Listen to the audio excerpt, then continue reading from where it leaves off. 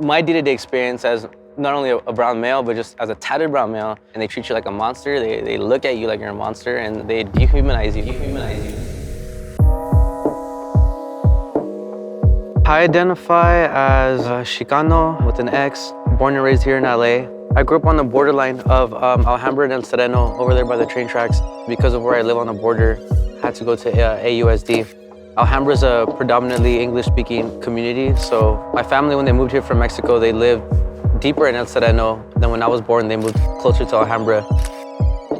Growing up, I wasn't around a lot of people who not only resonated with having parents that only spoke Spanish, but being proud of that as well. So going to school for 12 years in AUSD, I was around just mostly people who, if they were brown, it wasn't really, I guess, proud to be brown. Looking back at it now, it just made a lot of sense to why I had a lot of internalized self-hatred, and then how that manifested and projected into just what I was doing. It was little things like going to the store with my mom and then having to translate, and just being embarrassed that I was the only one speaking Spanish in the store, speaking a low voice, just any way trying to hide of what I was. And that can be very, very difficult as a kid, when you don't have the proper tools or resources or someone to sit down with you and be like, this is gonna be your experience. We're living this in between, we're American, but we're also this.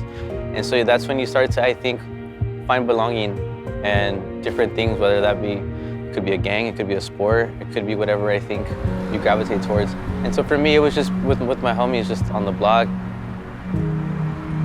Those friends I used to walk home with, they also lived in El Sereno, so we would walk home together. And I had a smartphone at that time.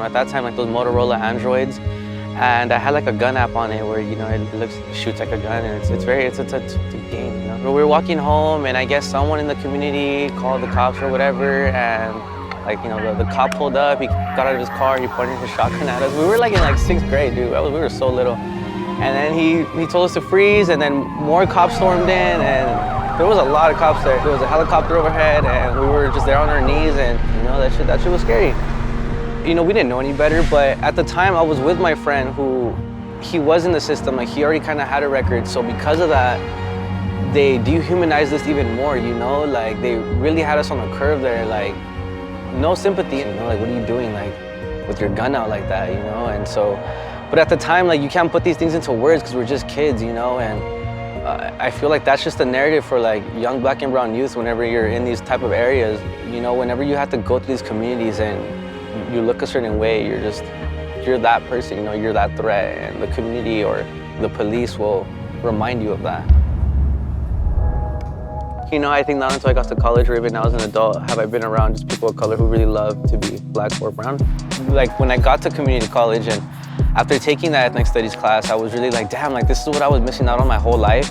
And I had never felt so fulfilled, I think there's a push going on right now where black and brown creatives are finally saying we don't need Vogue, we don't need all these affluent, white-owned businesses. We're gonna make it our own.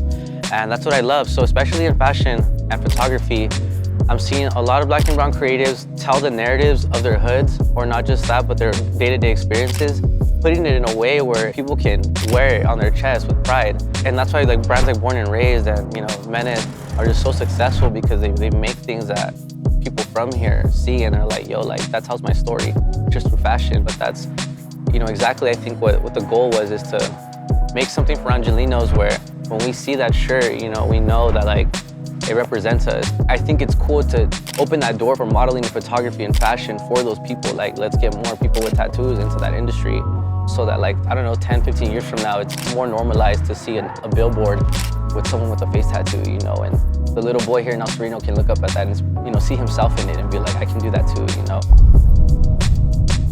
It makes me happy that a lot of the businesses here on Huntington are still owned by the same people that I've been seeing since I was a little kid. And when you talk about gentrification, I'm really happy to say that El Sereno is one of the few cities in LA that hasn't been hit as hard, but it's coming though. Lincoln Heights is being gentrified, and that's right next door. I recently did a creative photo shoot inside Aguilar, and I finally met the baker for the first time. He's been making that same bread since I was just a little kid. So it was a crazy full circle moment. So you walk in and it just smells like it's mom and pop owned. People are putting love into it.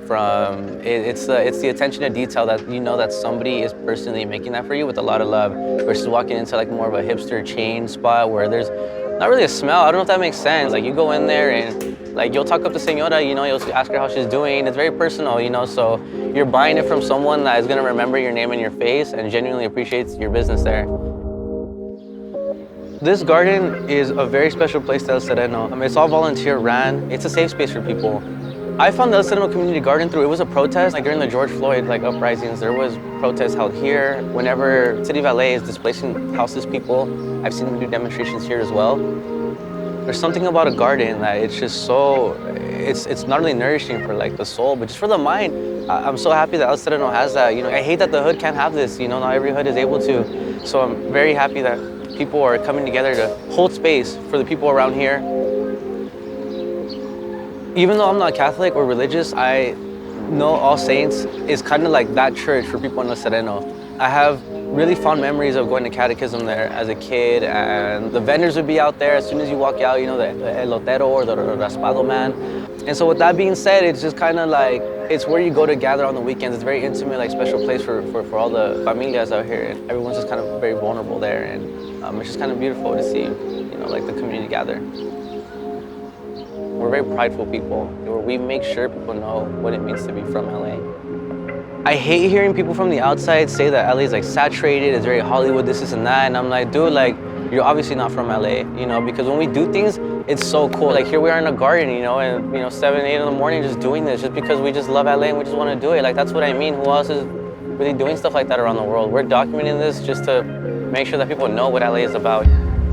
It's an honor to be from LA, specifically here in Northeast Los Angeles and all the different parts of LA. It's all connected in some way, shape, or form. At the end of the day, you know, we all have that same LA identity.